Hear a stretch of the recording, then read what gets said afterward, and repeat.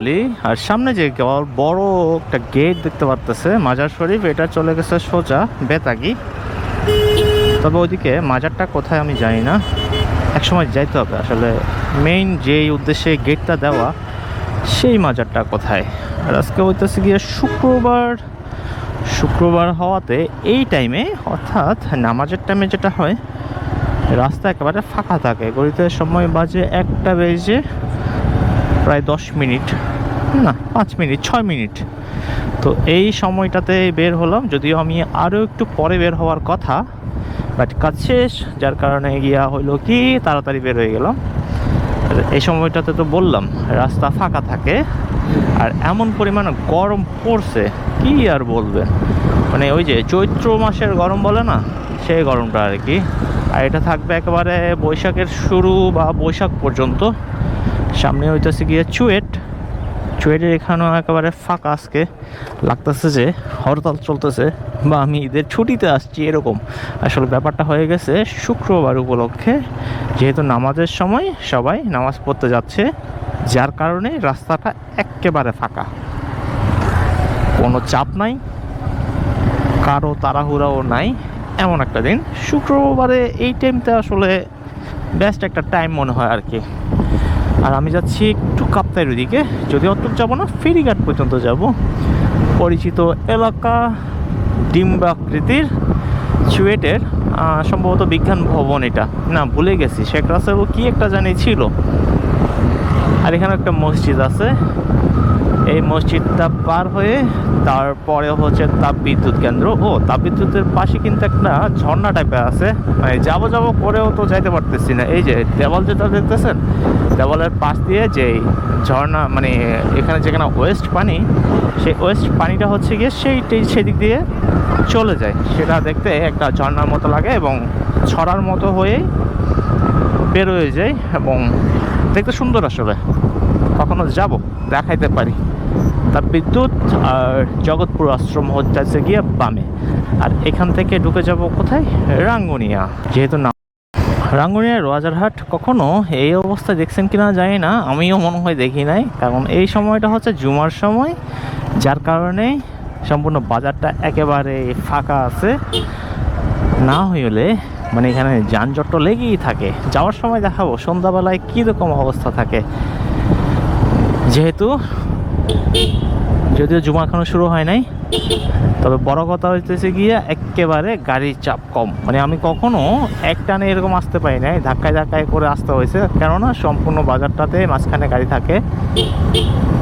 Rangunia Rowajarhat cross করে যাচ্ছি, আর চলে যাব সোজা লিচু বাগান। আজকে যদিও কাপ্তাইয়ের দিকে যাব না, ফেরিঘাটও যাওয়া হবে না, লিচু বাগান থেকেই তারপর ব্যাক হব।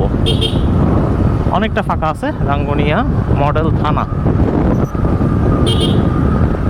ইদানিং এই জায়গাগুলো কিন্তু জ্যাম হয়ে যায়, আগে এই জায়গাগুলো তো জ্যাম হতো না। অর্থাৎ রাঙ্গুনিয়া রোয়াজারহাট ক্রস করে এই জায়গাগুলো কিন্তু একেবারে ফ্রেশ থাকতো।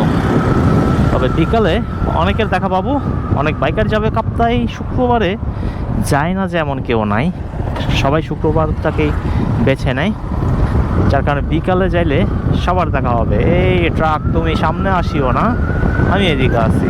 এই যে এই জায়গাটা একেবারে ফাঁকা আছে, নাহলে অন্য সময় এত পরিমাণ টেস্টা থাকে এখানে, সোজা রাস্তাটা কখনোই দেখি না, আর যাওয়া সম্ভব হয় না এই রাস্তা দিয়ে, মানে ধাক্কায় যাইতে হয় আর কি। আর আজকে দুপুরের সময় বিধায় যানজট কম আছে, গাড়ির চাপ কম আছে, যার কারণে আমি একেবারে সাই করে চলে যেতে পারতেছি। আমি কখনো 70 কম তুলি আসলে এই জায়গাটাতে, 40-50 না, মিনিমাম 50 থাকে, 70-এর কম টানা হয়। কারণ এই যে মূল কারণ হইতেছে গিয়া এই টেসলার কারণে। সামনে রাঙ্গুনিয়া কলেজ, যে ভাইয়া তুমি তুলে দিও না।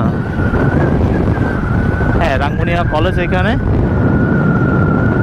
আর কলেজের পরেই বাজারটাও সম্ভবত আজকে ক্লিয়ার পাবো। কর্নার দিয়ে চাইলে স্পিড ব্রেকারটা একটু কম আঘাত লাগে আর কি। এই যে অনেকের বাইক নিয়ে বেরোলে এখন একটাই কথা, ভাই তেল পাইলেন কই। আসলে এটা হচ্ছে গিয়ে একটা এখনকার দুর্যোগের এই অবস্থা, মানে তেল নিয়ে বের হওয়াটাই, মানে বাইক নিয়ে বের হওয়াটাই, যাদের তেল আছে তারাই বের হতে পারতেছে। তো আমি তেলটা পাইলাম হইলাম গিয়া কিউসি পেট্রোল পাম্প থেকে, বাট চট্টগ্রামে যেহেতু আছি, কিউসি পেট্রোল পাম্প বা গনি বেকারি সবাই তো চিনে থাকবেন, তো সেখান থেকে আসলে তেলটা নিছি। আনলিমিটেড তেল দিছে এবং ঈদের পরেই তো তেল নিলাম, আর এখনও পর্যন্ত চলতেছে। আর আমার একটা 1 লিটারের একটা ক্যান ছিল, যেটা হইতেছে গিয়ে রিজার্ভ রাখছিলাম আর কি, সেটা আজকে ঢেলে দিলাম। এবং আগামীকাল যখন বেরোবো শনিবারে, তখন চাই আবার ট্যাঙ্ক ফুল করতে হবে। তো এই ইনফরমেশনটা সবার জানা থাকতেও পারে, নাও থাকতে পারে। তো চট্টগ্রামে যারা আছেন সবাই চাইলে সেখান থেকে তেল সংগ্রহ করতে পারেন। মানে মোটামুটি একবার যদি ট্যাঙ্ক ফুল করতে পারি, পুরো সপ্তাহটা আসলে চলে যায়, আর সব জায়গায় দাঁড়াতে হয় না। আর এমন একটা অবস্থা, এখানে তো কোথাও যাইলেও আমি তেল পাবো না। যেমন রাঙ্গুনের এদিকে তো আরও ক্রাইসিস একেবারে।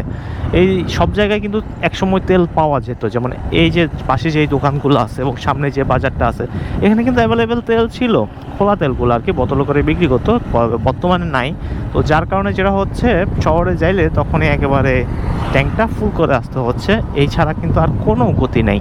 এটা যদি না করি তাহলে রাস্তায় বসে কান্না করতে হবে। কয়েকদিন আগে বান্দরবন গেছিলাম, তখন তো দেখাইলাম, মানে আরেকজনের গাড়ি থেকে তেল সংগ্রহ করে তারপরে আমাকে রাস্তায় নামতে হয়েছে। তো ওই ব্যাপারটা যাতে দ্বিতীয়বার না হয়, তো সবসময় সেফ থাকতে হবে, নিজের ট্যাঙ্কি আগে নিজেই ফুল করতে হবে। তো এই যে তেল যেটা মরিয়মনগর হইতেছে কি হাতের ডানে, অর্থাৎ কাপ্তাই যাওয়ার পথে হাতের ডানে পড়ে মরিয়মনগর। ওই যে সুন্দর মসজিদটা দেখা যাচ্ছে, দেখা যায়, হ্যাঁ, জুমার নামাজ চলতেছে। ওরে ভাই দেখো কি একটা অবস্থা, কোনো কিছু ছাড়াই দিল ডানে চাপে। মরিয়মনগর হইতেছে কি এই গেটটা দিয়ে ঢুকে ভিতরেই। মানুষের চাপ কম আছে, তাও যে কয়েকটা আছে তারাই কিন্তু ফুরফুর করতেছে। এখানে একটা মাছের একটা বাজার বসে, হ্যাঁ রে, এগুলো একটু পরিষ্কার করতো, গন্ধটা কম লাগতো। সামনে গোমাই বিলের পাশে চলে আসছি, আর এইখান থেকে সোজা রাস্তাটা চলে গেছে। আপনি যদি কাপ্তাই যান, সবচাইতে ক্লিয়ার একটা রাস্তা পাবেন এই জায়গায় এসে, অর্থাৎ মরিয়মনগর চৌমোহনী পার হয়ে। আর বামে যেটা চলে গেছে সেটা হইতেছে গিয়ে শান্তির হাট, না শান্তিরহাট না, শান্তিনিকেতন বলে অবশ্য একটা দোকানের নামে শান্তিনিকেতন, আরও হয়তো বা অন্য জায়গার নামও থাকতে পারে, কিন্তু সেখানে শান্তিনিকেতন বলেই বেশি চিনে। আর এই তো হচ্ছে গোমাই বিল, অদূরেই হচ্ছে রাঙ্গামাটি আর কাপ্তাই, এই পাহাড়গুলো দেখা যায়। এই জায়গাটা মানে প্রায় সময় ক্লিয়ার থাকে, তবে ইদানিং হয়েছে কি কয়েকটা টেসলা থাকার কারণে এই জায়গার স্পিডটা একটু কমে যায়, দুম করে সামনে একটা টেসলা পড়ে যায়, যার কারণে হইতেছে গিয়ে গতিটাও কমে যায়। আজকে ফাঁকা, সেটা তো বললামই, যেহেতু জুমার সময় চলতেছে, একেবারে ফাঁকা আছে। অনেকদিন পর এই রাস্তায় একেবারে ফাঁকা ড্রাইভ করতেছি, আর দুমদাম মাঝখানে যে কি রকম স্পিড ব্রেকারের মতো উঠে যায় বলা যায় না। ওরে কি সুন্দর রাস্তা, শুধু ভিউ দেখবেন আর ভিউ দেখবেন, পাশের ভিউটাও সুন্দর, সুন্দর রাস্তাটাও সুন্দর। যারা কাপ্তাই যান একেবারে তাদের জন্য একেবারে পছন্দের একটা রাস্তা বলতে পারবেন, যে কোনো বাইকারই বলবে, সেটা আমি বলে কথা না, সবারই একটা পছন্দের রাস্তা হইতেছে গিয়ে চট্টগ্রামের কাপ্তাই যাওয়ার পথে এই রাস্তাগুলা। যদি এটা রাঙ্গুনিয়া পড়ছে, লিচু বাগান থেকেই হচ্ছে পার্বত্য এলাকাগুলা শুরু হয়ে যায়। তো আরও একটা মোড়, এটা সম্ভবত কাটাকালির মোড় বলে এই মোড়টাকে, ডানে যেটা চলে গেছে, না কাটাকালি সম্ভবত ফেলে আসছে, এটাতে আরও একটা কি বলে, এমনটাই হবে। তবে সুন্দর লাগে, সবসময় যাই এই রাস্তাগুলো দিয়ে, যতবারই যাই ততবারই নতুন লাগে। মানে প্রায় বলতে বলতে লিচু বাগান চলে আসছি। এখানকার পামগুলো তো একেবারে বন্ধ থাকবে সেটা আমি বলতেই পারি, যেহেতু আমার কাছে স্টক ছিল, সেগুলো দিয়ে কোনো রকমে আজকে লিচু বাগানের দেখা পাইলাম। তবে লিচু বাগানের দেখা পাইলে কি হবে, এখানে লিচু গাছ টাছ কিন্তু কিছু নাই। তবে আজকে বলতে পারি রোডটা একেবারে ফাঁকা আছে, এই টাইমে কোনো গাড়ি নাই। আর কেন সেটা নিশ্চয়ই আইডিয়া করতে পারতেছেন।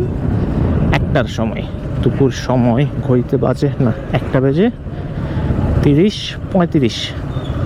ডানে চলে গেছে ফেরিঘাট। যারা যারা বান্দরবন যাইতে চান তারা এদিক দিয়ে সোজা ফেরিঘাট চলে যেতে পারেন। মুম্বাইয়ের ব্যানারগুলো ওইদিকে কিন্তু নাই, এদিকে আছে। ওকে, আর এদিকে একটা বাস স্ট্যান্ড আছে, আর এই রাস্তাটা সোজা কাপ্তায় চলে গেছে। ওকে, দেখা হচ্ছে পরে।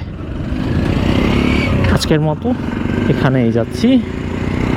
সুন্দর লাগছে আজকে রাইডটা, একেবারে কোনো গাড়ি ছাড়াই একেবারে ফাঁকে ফুঁকে চলে আসছি।